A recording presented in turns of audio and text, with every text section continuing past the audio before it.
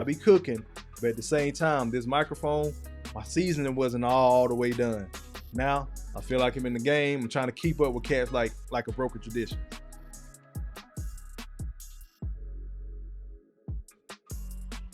Salute, man. Salute. Yes, I forgot to drop my nicknames at the beginning of the podcast, man. So Kofa, you spell my name Kofa, not coffee, not Kofi, not Kufu, Kofa, demigod Kofa, aka Red Pool, aka Kofamus Prime, and now I'm gonna take the chef. Salute, broken tradition. But yeah, Ja's in this position, man, where like bro was on a run. I'm gonna show y'all this, and I want y'all to pay attention to the date. I put this shit up October 21st, 2022 on Facebook. And I said, I'm not the prediction guy, and I know it's only 2 games in, but that boy Ja going for MVP this year. He showed out in first 2 games, bro. I saw it. I love the game. I'm not gonna say I'm some basketball savant, but I know the game of basketball. I've watched too much. I've played too much. I know I'm not in the league and all that shit. That boy got it, man. He got talent. I saw that shit 2 games in, but now he done fucked it off, because now he's suspended for the majority of if not the rest of the season, because the playoffs will be here, in another month and a half, month or 2? The playoffs are going to be here. I think the Grizz was sitting at number 2 in the West. They was on a tear, and now this shit happened. I think Adams just got hurt, either last night, day before, or something like that. So he probably out the rest of the season. But where's the team going to go now? So Ja would have been in the running, in the discussion for MVP, even if he comes out of this situation. I want y'all to pay attention. As black men, again, celebrity shit, scale it down to you. You got to be wary of your choices. You got to be wary of your circle. Because even that little starter pistol he had, it might have been one of his boys. He might have been joking and laughing and, oh, look at this little gun. You got to be aware of what you're doing. Once it's on the internet, once it's down on paper somewhere, that shit ain't going nowhere.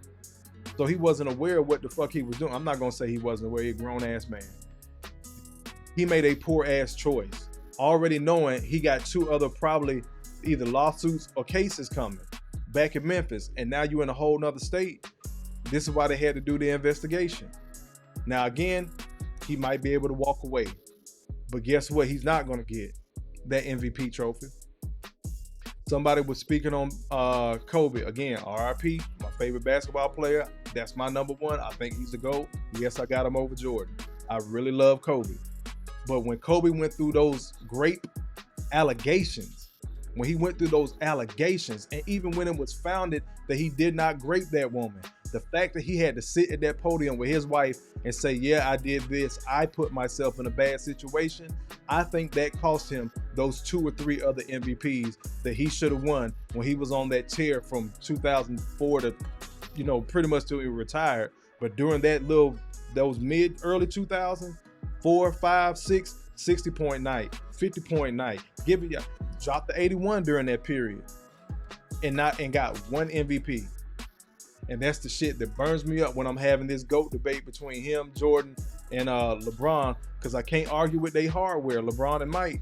But we know Kobe got snubbed, but I really believe it was because of his off-court actions. They caught up with him. Even though he walked away legally, he didn't do anything. Nobody thinks that bruh raped that little white girl.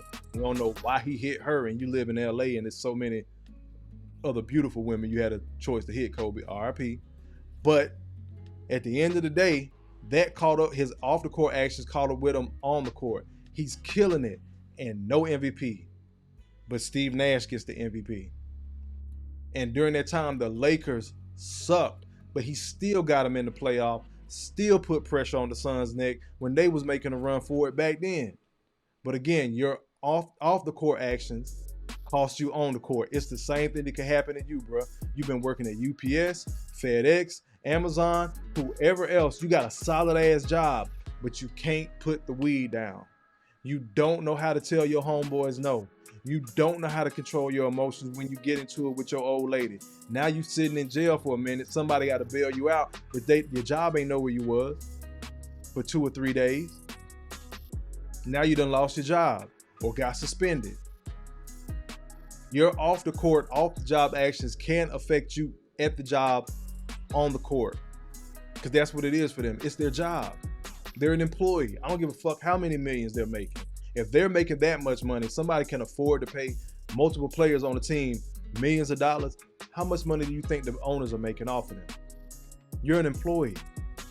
If you're not moving in the right way, they got a right to trade you, fire you, suspend you, whatever the case may be. So brothers, you got to be aware of what you're doing and who you're around in your circle. And sometimes even when you have those people that have been down with you from jump, they may not be in the right frame of mind to be in your circle when you get to that success level. Everybody can't go. Some people fold under the pressure of success. So when you bring somebody with you, you thinking y'all finna ball out, y'all done made it. No, bruh, you made it. Your partner ain't ready for that shit. He finna fuck not only himself up, but you. And you're the only one that's gonna have to pay for it because you where the money at. You where the success is. But a lot of cats don't understand that. Unfortunately, we get overexcited, overjoyed with fun in our community. How many times have we seen it? Where people win the lottery or make the league, and then they start tricking the shit off on these women. They can't say no. You don't have no type of self-discipline. But again, the culture. That's what we're supposed to do. You're supposed to drive this type of car. You're supposed to have this amount of jewelry. You're supposed to spend this type of money. You're supposed to take all this shit, and at the end of the day, it don't boil down to nothing.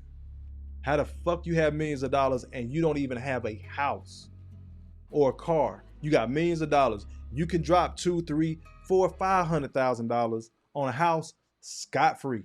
Nice size house for you and your immediate family to live in for the rest of your damn life. You got reliable transportation at least for the next 10, 15, 20 years. Let me get to some of these comments. Let me see. Theo. Random question. I know y'all in ATL, but y'all in the South, I'm not. Got a guy asking for a Roll Tide sound drop. Y'all know any specific good one? I'm gonna have to find you one, bro, because, yeah, I'm in Atlanta, but I am from Bama, bro. Roll Tide. For those thinking it's Atlanta, hey, you gotta look for that swoop. Look for that little swoop, man. Roll Tide. So yeah, bro, I need to find him a Roll Tide soundbite, man. I'll try to shoot it to you. If you're gonna be on live tomorrow, I'll try to hop in and try to remember to find it for you and shoot it to you. But brothers be in these great positions, man. Great positions. And fuck it off. Either you get successful and you can't handle the pressure, or you trying to save every damn body else and they can't handle the pressure of success. We know what it's like to ramen noodle it up, peanut butter jelly it up, figure it out, fried bologna. I don't eat swine no more, but I done had me a couple of fried bologna sandwiches with mustard. Oh, I know that shit hitting. I just don't dine on swine anymore. Get myself I don't dine on swine no more. But I know what it's like to have to scrimp, save, rob Peter to pay Paul, and try to make your way out. And then when that shit starts leveling out, and black men, hear me out, men in general, black men specifically, are white and other hues of brown are welcome. But black men, you're not gonna hit your stride to about 35, 45. That 10-year window, that's when you're in your 20s, you're making your mistakes. Your 30s, you're gonna pay for those mistakes, learn from them, start correcting them, and everything that you're correcting probably isn't gonna smooth out until your 40s. So you're not behind, bro. You're not a late bloomer. You're right on time. That's typical for about 80% of us. You're gonna have those few cats, like a job, that get it and get it early and don't know what to do with it, and might be getting ready to fuck up a bag.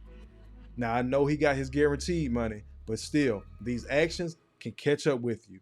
And that's why I was going with the conversation, the little piece I was having about Kobe. Bro ain't finna win no MVP. He not getting the MVP this year. Let me put this shit back up. I put this shit up 2 games into the fucking season, man. October 21st, 2022. I'm going to read it again for those that may have just got in. I'm not the prediction guy. I'm not. And I know it's only 2 games in, but that boy Doc going for MVP this year.